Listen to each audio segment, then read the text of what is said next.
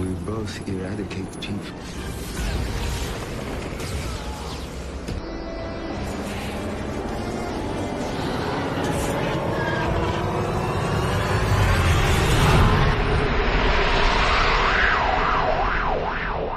Hello guys, you're watching the Geeks Assemble and today no video, no review on the channel. We have just finished watching the Men in Black International, the first time viewing it, and for a first time experience I found this to be quite draggy. It dragged in a lot of places. It was kind of a jumbled mess with it going boom, boom, boom, here we go, we're here, we're there, we're this, we're that.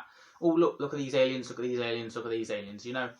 And it was too much, you know, it was too on the nose. We get what you're trying to do, and that is very much Men in Black to a T, but it's too over the top. It's boosted to 100, you know, dial it down a bit.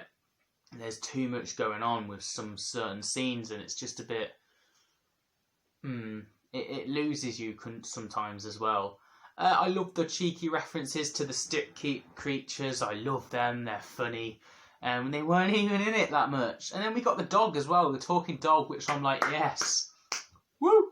Because I love that dog. And even though he was only in it for like a minute, you know. Yeah, there was no nods to Will Smith and Kay, which I'm a bit like, what? Come on! You know? You've got to give some subtle nod to them. I know you're giving nod to their films with the dog and the stick creatures and stuff like that have been in them films, but no, you've got to add some, like, even a picture in the background would be nice. Maybe there was one and I didn't see it, but no, I'm disappointed in that. I think this is an alright story for what it is. I like that the girl growing up sees an alien and it changes her life, and she tries to become in the Men in Black and trying to do that well. And she's very clever and very strong and independent woman. Then eventually pushes herself out into the Men in Black and actually gets accepted. And then throughout the story, she's actually proper saving the world more than the other Men in Black characters. And by the end, that alien she saw that she helped as a kid, she sees the alien again.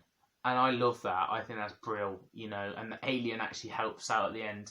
I think that's very, like, really quality. And then I also like that we defeat the villain.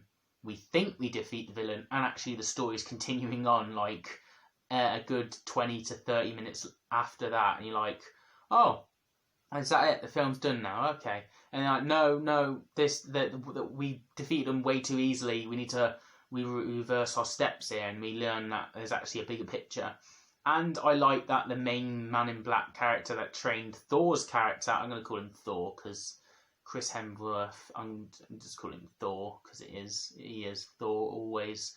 The person that trained Thor was basically, he was basically the bad guy. He was the alien that got mutated and they wiped Thor's memory, and he believed that he saved the world. Instead, he didn't. And they've been there all this time.